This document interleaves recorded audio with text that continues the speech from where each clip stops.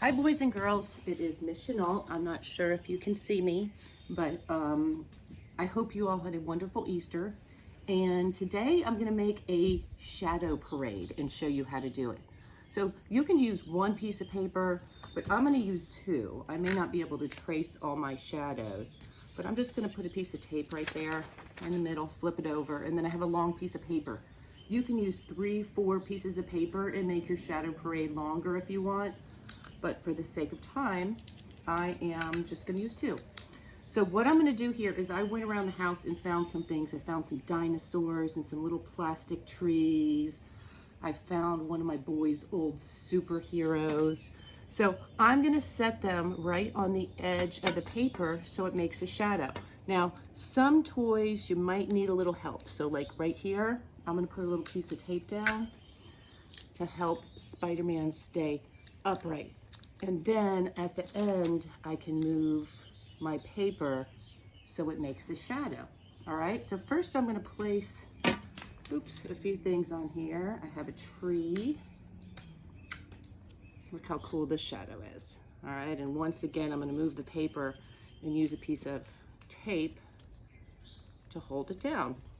Okay, so if I move it back, do you see I have two shadows there?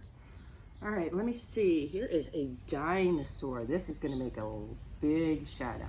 And if you move it around, you could see if I move it up this way, you could sort of see his teeth. So I'm gonna keep him right there. And just because I'm going to put a little piece of tape down so I don't knock him over when I am doing my shadows. So let's move that back. There we go, there's three. So you can use small ones too. Sometimes the small ones, if you put them on the edge of the paper, they don't make a very good shadow, but if you move them, do you see how you can make a parade of shadows here?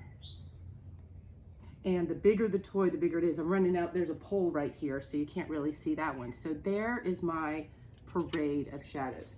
So now what I'm going to do, and it might be a good idea once you have everything set up, is to tape your paper down. Actually, that is a great idea because if it moves when you're tracing, the shadows will not work. So let me move over here.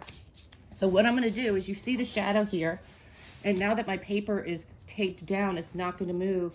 I'm going to trace with my pencil. It's a little tricky. I'm gonna trace the shadow of Spider-Man. And it's not gonna be perfect, but it's gonna be pretty cool. So I'm gonna trace, trace, trace, trace.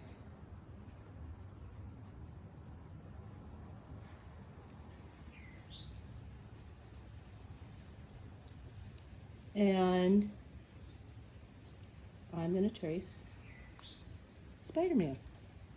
And now, if I move Spider-Man away, do you see that I have a shadow right there? Pretty cool. I have a picture actually, and I can go now and I can color it. So I can move him away. Then I'm gonna trace my tree. There's my tree trunk. And I could come here and go like that for my tree. And like I said, it does not need to be perfect. And you can do this with any kinds of toys. If you have a unicorn or a horse, anything that you have, a doll, anything in your room. You could even stick something in Play-Doh. I did one the other day with a fern, and I put it in Play-Doh, and then I traced around the fern, and it was beautiful. All right, and I'm gonna quickly do this one so you get the idea. And you know what I'm even gonna do here, because it didn't show, I'm gonna make some teeth on my dinosaur. And if you change the angle of your toy, you can get more or less of it on the paper. I'm gonna do the tail up there and like that. So now I'm gonna move away my toys and I pick up my paper and I have a parade of toys. So now what I would do, and I'm not gonna do it for the video right now, but I would go and I would color Spider-Man. I would color the tree brown right here and green. I would color in my dinosaur, and you can make your parade as long as you would like. So try it out. Make sure to email pictures to Amy C at prumc.org, and I can't wait to see what you've created.